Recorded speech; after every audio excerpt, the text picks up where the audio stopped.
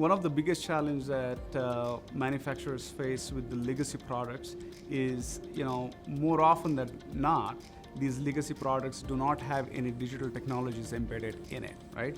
So for these legacy products to actually, contribute and enable servitization, it becomes so hard because they don't have a brain of their own. They're all physical. There is no software element in it. There is no sensor that is embedded on it. It is no way for them to actually start emitting data which manufacturers can use to actually improve the overall experience of those products when those products are actually in consumers' hands. So one of the challenges that you need to address when you're looking at servitization is really go back all the way to the engineering, right? Look at the overall product design and start figuring out a way to put some brains in that product. Product design in this new world is not just about hardware. It's about software and it's about data, right?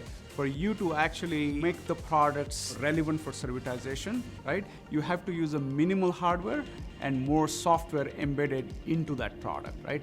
That is what will give you the ability and capability to actually, start tracking the usage of that product, start monitoring those products, and once you actually start collecting data on those products, that is the data that you will use to actually monetize, find out new sources of revenue, find out opportunities for you to actually service those products better, and also find out opportunities for actually you to improve those products. Servitization and predictive maintenance go really hand in hand, right?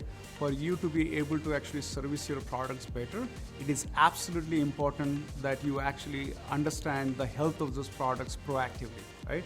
And those signals can then be consumed well in advance for you to actually fix those products from going down in advance, right? So predictive maintenance actually enables the overall servitization vision for you.